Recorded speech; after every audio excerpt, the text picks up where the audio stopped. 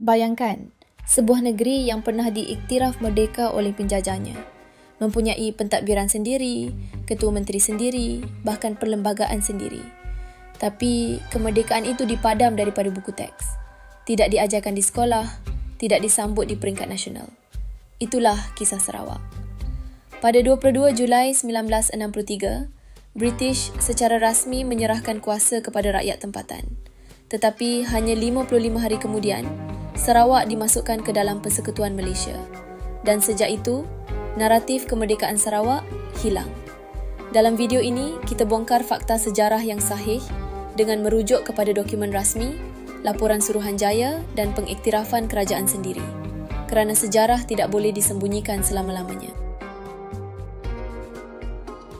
Sarawak diperintah oleh dinasti Brooke atau lebih dikenali sebagai Rajah Putih dari tahun 1841 hingga 1946. Selepas Perang Dunia Kedua, British mengambil alih dan menjadikannya tanah jajahan mahkota.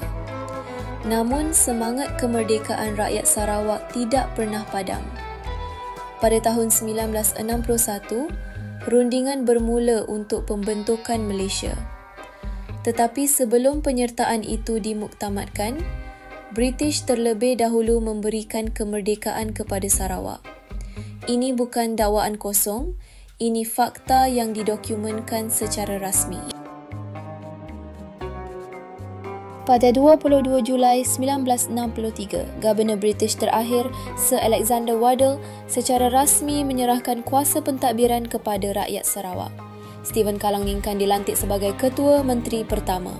Inilah titik permulaan kerajaan sendiri tanpa pengaruh British lagi. Pada tahun 2016, Kerajaan Negeri Sarawak secara rasmi mengiktiraf 22 Julai sebagai Hari Kemerdekaan Sarawak. Ini bukan sambutan simbolik.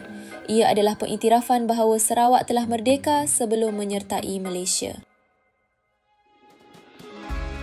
Sebelum Malaysia dibentuk, satu Suruhanjaya khas ditubuhkan oleh British dan Persekutuan Tanah Melayu, iaitu Cobble Commission pada tahun 1962. Dalam laporan rasminya, Suruhanjaya tersebut menyatakan hanya 1/3 penduduk Sarawak benar-benar menyokong pembentukan Malaysia. Selebihnya menolak, ragu-ragu atau tidak faham implikasi penyatuan ini. Laporan ini adalah bukti bahawa penyertaan Sarawak ke dalam Malaysia bukanlah kehendak rakyat sepenuhnya, tetapi hasil rundingan politik dan tekanan diplomatik. Pada saat menerima kemerdekaan, Sarawak diberikan perlembagaan sendiri termasuk kuasa ke atas imigresen, agama dan pendidikan. Struktur ini menjadikan Sarawak setaraf negara merdeka, bukan sekadar negeri baru. Penyertaannya ke dalam Malaysia sepatutnya sebagai rakan setara, bukan sebagai negeri yang menyertai persekutuan.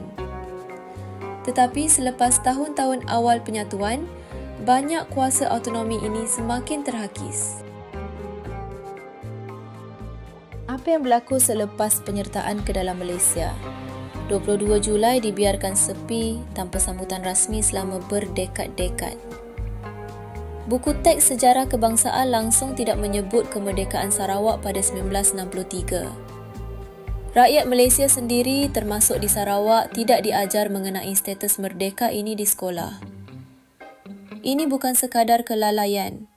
Ini adalah penghapusan naratif sejarah yang akhirnya melemahkan tuntutan autonomi dan identiti kenegaraan Sarawak.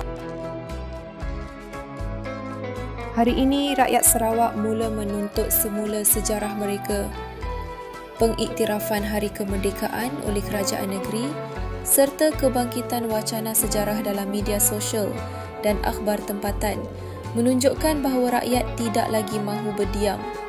Tokoh seperti Stephen Kalangingkan yang dahulu digulingkan kerana mempertahankan hak Sarawak kini dilihat sebagai pahlawan politik sebenar.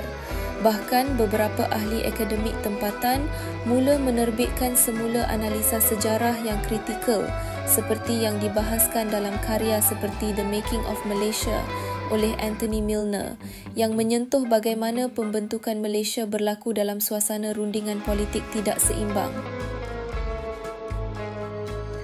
Sarawak pernah merdeka. Ini fakta. bukan spekulasi. 22 Julai 1963 adalah tarikh penting yang perlu dikenang, bukan dilupakan. Bila sejarah sebenar dipadam, identiti bangsa akan pudar. Dan jika satu hari nanti, generasi baru bertanya, kenapa kita tak tahu semua ini? Maka jawapannya, mungkin kerana kita sendiri pernah membiarkannya dipadam. Tekan subscribe dan bersama kita terus bongkar kebenaran sejarah Nusantara yang selama ini disembunyikan.